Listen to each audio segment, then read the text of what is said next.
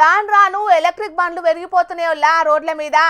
సర్కారోళ్ళు ట్యాక్సులు తగ్గిస్తుండేటాళ్లకు ఒగల్ని చూసి ఒగలు కరెంటు బండ్లు కార్లు మునం పెట్టి కొంటాండ్రు. ఖరాబ్ గాలుండదు, పెట్రోలు డీజిల్ పెంటలేదు. ఇక ప్రజలకే గంత ఆలోచన ఉంటే సర్కారోళ్లకు ఎంతుండాలే? అందుకే మల్లో తాపు హైదరాబాద్లా ఇగో గిట్లా. బస్సుల శాఖ మంత్రి Ponnam sir, Hyderabad mayor Gadwal Vijayalakshmi madam, RTC అధికారులు అందరాకం బస్సులో కూర్చున్నారు. ఎందుకనుకున్నారు? ఈ తాపు కరెంటు బస్సులకు రిబ్బన గత్తరిచ్చిండు మంత్రి సారు బుధవారం. ఈ పారి 65 బస్సులు రోడ్డెక్కుతున్నాయి.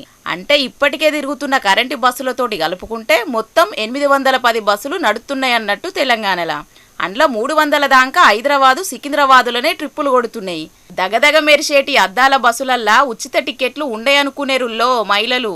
ఈ 65 బస్సుల్లో కూడా మహాలక్ష్మి పథకం కింద పుణ్యానికే తిరగచ్చు. ఇంతకీ కొత్త బస్సుల రూట్లు ఏవో చెప్పలేదు కదా. సికింద్రాబాద్ కొండాపూర్ నడుమ 14 బస్సులు, సికింద్రాబాద్ ఇస్నాపూర్ నడుమ 25 బస్సులు, సికింద్రాబాద్ బోరబండ నడుమ 8 బస్సులు, సికింద్రాబాద్ రామాయంపేట నడుమ 6 బస్సులు, తతీమ 8 బస్సులు సికింద్రాబాద్ గచ్చిబౌలి నడుమ దింపుతారట.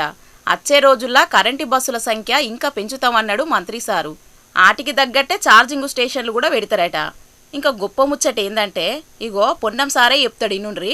ఇప్పుడు ఉన్నటువంటి రూట్లను కాకుండా 373 కొత్త కాలనీలను కనెక్ట్ చేసే విధంగా ఆర్టీసీ ఈ రోజు నుంచి రవాణా సౌకర్యాన్ని అంచనా వారీగా ముందుకు తీసుకొని పోతా ఉంది.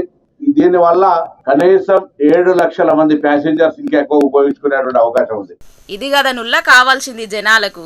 7 లక్షల మందికి ఉపయోగం అంటే మంచి నిర్ణయమే చేసిండ్రు సర్కారోళ్ళు. అట్లనే ఏ ఏరియాలనన్నా బస్సుల సౌలతి కావాలంటే సీదా ఆర్టీసీ అధికారులను కలిస్తే పని అవుతుంది అన్నట్టు చెప్పిండు మంత్రి సారు. మొత్తానికి ఢిల్లీ అసొంటి పరిస్థితి మన హైదరాబాద్కు రావద్దని కరెంటు బస్సులను పెంచుకుంటూ పోతూనే ఉన్నారు సర్కారోళ్ళు. కానీ బస్సు ఛార్జీలే ఆటోల కంటే పిరవైనప్పుడు ఇది ప్రజా రవాణా వ్యవస్థను లేక ప్రైవేట్ రవాణా వ్యవస్థను సర్కారోళ్ళకే తెలియాలిగా.